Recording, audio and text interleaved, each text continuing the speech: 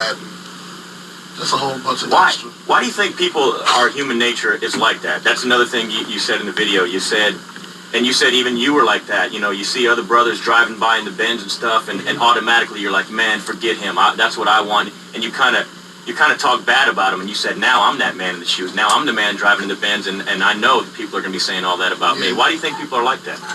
I don't know. I guess they just want it. You know what I'm saying? Sometimes when you're stagnated and you can't really move to another level, that's the only thing you can do is just complain or be jealous. You know what I'm saying? I just wanted to get it myself.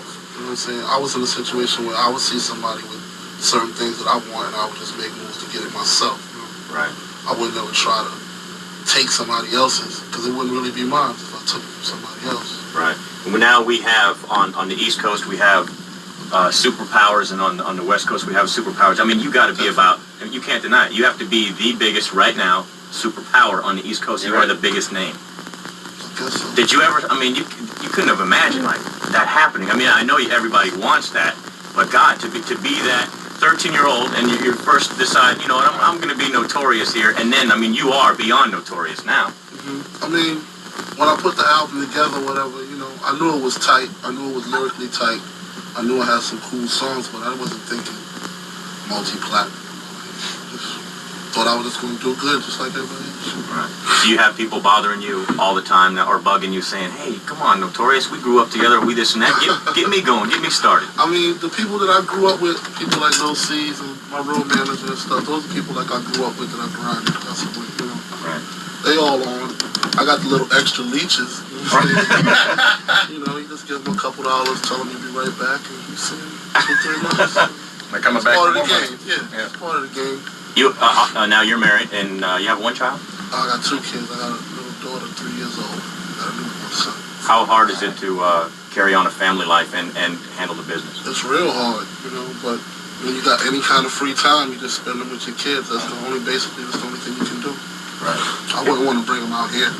Here's something that bothers me. It's disturbing, because I don't see that side of the world necessarily, but I hear your music. I appreciate your music. We all appreciate your music, regardless of whether someone at your level wants to be heard. Maybe you do your music for a certain, you know, particular audience. Mm-hmm. Maybe your intentions are, hey, you know what?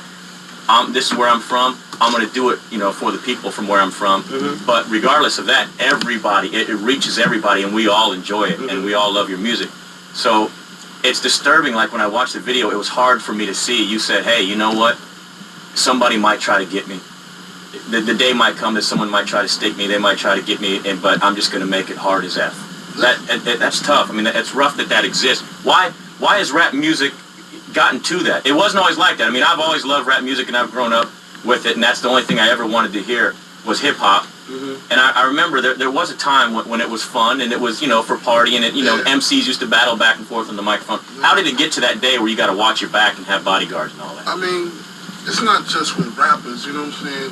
People going to attack anybody that's a large figure, you know what I'm saying? They did it to Jordan, they did it to Tyson, they did it to Bill Cosby, you know what I'm saying? Right. They're going to attack you if you're on top, you know what I'm saying? It's just your job to bob and weave, you know what I'm saying? I need the security, you know what I'm saying? I can't beat everybody up. Right. I go to jail, they'll sue me, you know what I'm saying?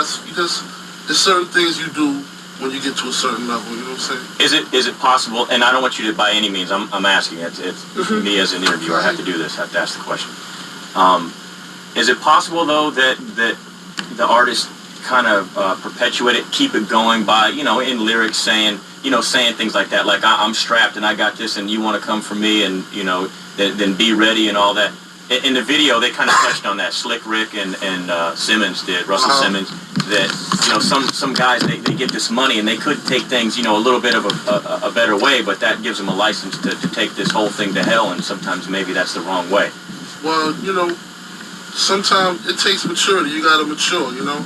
When you brought up around that type of lifestyle where, you know, when you toting guns all your life and then you get a record deal, it's kind of hard to break that habit, you know what I'm saying? Right. Until something may happen to you, like you going to jail or you catching a case or somebody trying to do something to you. I know some people that just can't leave their gun no matter how much money they got. It's just the way they was brought up. Right. And if that's all they know about, that's all they're going to rap about. So that is a reality for many people. All the time. All the time. Okay. You talked about you being younger, you were shy. What are you about now? There's a lot of people out there that go, oh, Biggie's this, or he's that, or he's this, or this. Just really quick, I want you to tell me what you're all about. That forget everyone else and what they're saying. This is what I'm about. Here's, on a daily basis, this is me. Yeah, I'm just a real person, man. If you're cool with me, I'm cool with you. I'm not the person with the attitudes or the grudges, or I'm not the person to judge somebody when I just meet them. If you're cool with me, I'm cool with you. We can do whatever with the drink, smoke, kick it. You know, I just like to stay to myself and stay with my immediate family because I know those are the people I can trust. You know, those are the people that know me inside and out, and I know them inside and out. I'm not really too accustomed to making new friends, but we can kick it.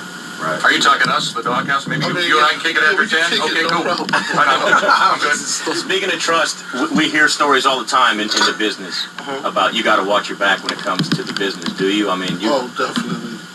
You gotta sharpen up. You gotta know exactly what's what. What's good, especially if it's your money. When it comes to your money, it's only right you know everything. If you lend him some money. Oh, no way. Nah, he's done it before. He hasn't seen a penny. I swear to God. He ain't getting it back either. Screw that. Well, if you lend anybody some money, you want to know exactly what you lend them the money for. You know what I'm saying? Same thing. Now, you mentioned earlier that music wasn't your first choice as a kid. What would you see yourself doing if you didn't get in the music business? I'd probably still be hustling in the streets, grinding. Probably in your crib. No, maybe so. I'm gonna tell you what.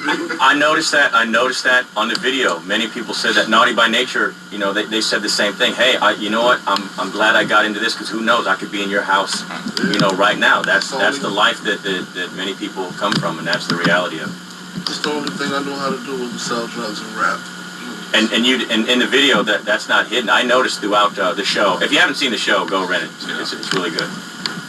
They're with artists, and once again, it's not just rap artists. It's many different artists, but definitely weed is very prevalent. Oh yeah. I mean, everyone's smoking, and I said that earlier. Method Man says on there, he goes, "Hey, even I don't need the sorry stuff to get me high and writing lyrics. I need some good stuff." Is weed a big part of your life? Oh yeah, no question. And you don't hide it. Do you think? No. Now we hear these rumors that, hey man, I write some of my best stuff when I'm high. Is that true? Yeah, I could write sober too, but you know. I'm hardly ever sober. A little more creative that way? Yeah. Meet Big Joe, by the way. He's real creative also. Yeah. He's real creative. He's always smoking too. Yeah. All right. So you're saying you know what? I think that takes a big man to admit that. You're not going to try to hide who you are. You are who you are. So you're saying you hardly ever are sober. Are you high right now? Nope. But as soon as the show's over. Like I said, meet Big Joe. He's right there. Thanks, buddy. All right. Nice fanny pack.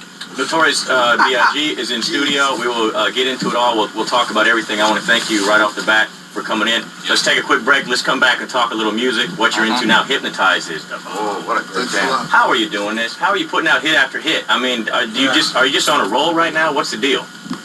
Just on a roll, I guess. I don't know. I'm just top producer on the East Coast. Name him. Top producer on the East Coast. Name him.